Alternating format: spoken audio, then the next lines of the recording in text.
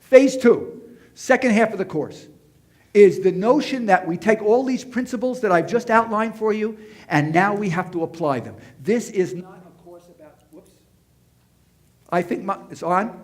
This is not a course about abstractions, it's applying principles. We want to give these students tools they can use for the rest of their life, so we start this idea of deconstruction. You remember our pregnant man here, who's not, of course, a man, Thomas Beatty, who's having a second child. So when that first story came out, that very first day that we had this transgender gentleman having a child, we put up the story and asked the students, do you think this is true? And the original story was based on a first-person account published in another magazine. We had no quotes, and we said to the students, do you believe this yet? Can you act on this information? And they said no. I said, what do you need? Well, we need to hear from him. We need to hear from the doctor. We need to see a sonogram. And over the next week or two, in fact, those things happened. And we traced that story, the levels of evidence in that story, in terms of deconstruction. One of the things we do in this deconstruction is the difference between assertion and verification in a news story. This is the story of Sean Bell, who was a bridegroom on the eve of his wedding, who was shot by the New York City Police Department. Big controversy in New York. Whose fault was this? We take the first day's story from the New York Times. We tell the students, take a blank piece of paper, draw a line down the middle of that paper, go through that story and list every single sentence and in that story you think is an assertion on one side, list everything that you think is verified on the other side, and on the bottom you tell us what you know and you still don't know about the story.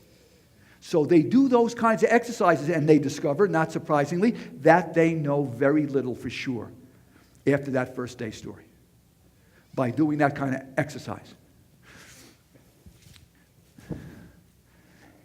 We have them go into the interior of stories, watch TV, and evaluate the sources in the story. And we give them 5 rules.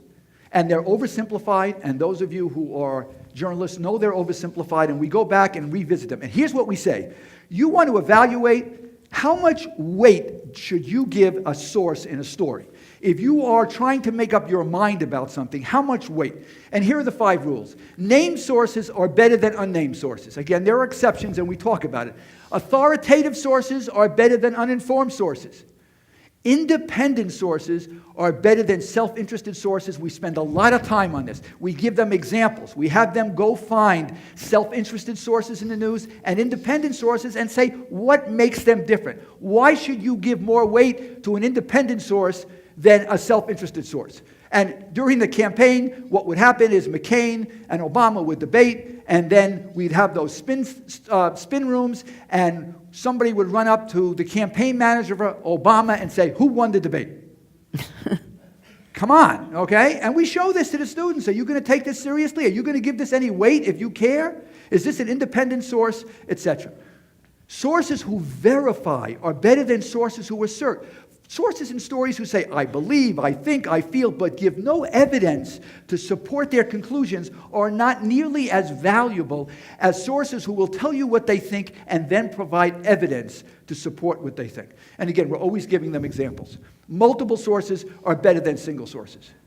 Okay, and then we give them this elaborate deconstruction worksheet in which they go through stories for practice over and over and over again and deconstruct them. And basically, we're telling them if they can answer these questions well, they can make a decision as a news consumer about the reliability of these stories. We talk about transparency, good reporters telling you what you don't know. We talk about context, what context is in the sense of journalism.